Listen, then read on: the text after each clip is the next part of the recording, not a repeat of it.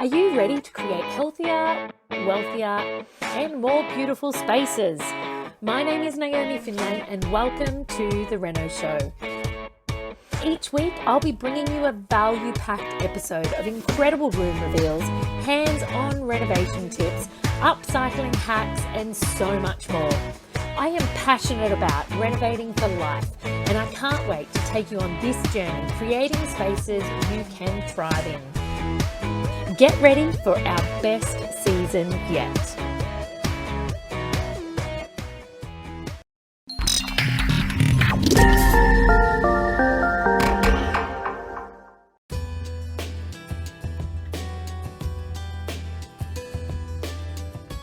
There are 10 things that I want you to consider before choosing the best location to buy a property in.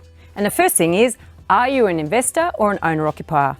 Most owner-occupiers are faced with a common property dilemma, whether to compromise on the property or the location, because most of us can't quite afford what we want. I'd suggest that you start by looking in your preferred suburb first, see what your money can buy, and if you don't like what you see, start fanning out one suburb at a time. Now, if you're an investor, these next 9 steps are for you. 2. The question would-be property investors often ask is, where is the next hotspot? But I want to warn you that this is dangerous. Once a hotspot is common knowledge, the best opportunity for growth is already passed. And the thing about hotspots is that after they go up, they also go down. So the worst outcome would be to buy at the peak and then have to ride out an entire cycle before you see any growth. The third thing to consider, it's important to avoid risk. There are many reasons why property is risky.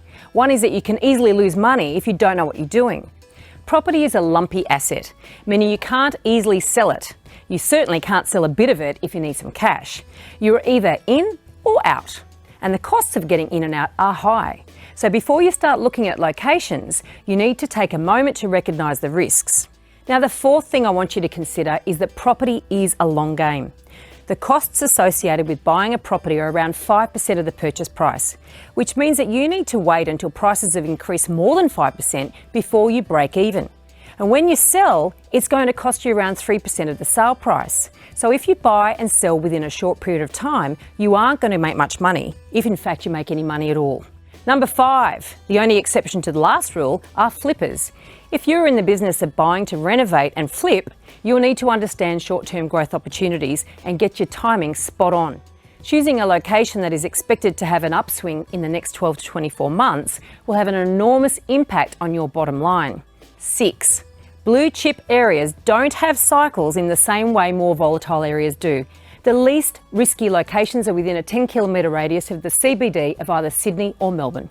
These suburbs possess the economic and lifestyle foundations that underpin sustained capital growth and/or weather market downturns. Now, I'm not saying that you can't get this sort of stability in other areas. It's just that typically property owners in blue chip suburbs are not under pressure to sell when the market slows down, and therefore prices are less likely to fall. Number 7, it's different in non-blue chip areas because what goes up will often go down. Otherwise known as the reverse ripple effect. When buyers only look to buy in an area because that's all they can afford, they'll abandon that suburb when the market slows and go back to looking where they really wanted to buy in the first place.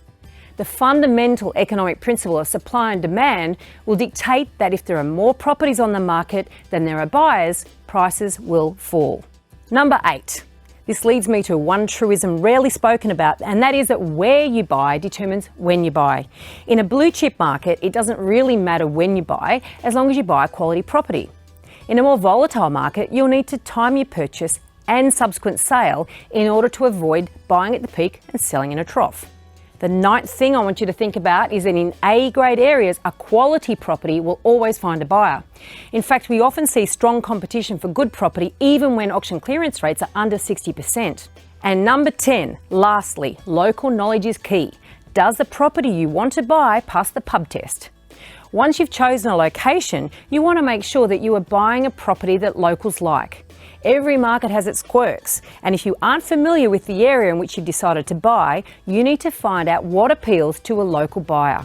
Now, if you want to know more about how to avoid a risky property purchase, download my free ebook. You'll find the link in the notes. And if you like this video, please share it and click on like.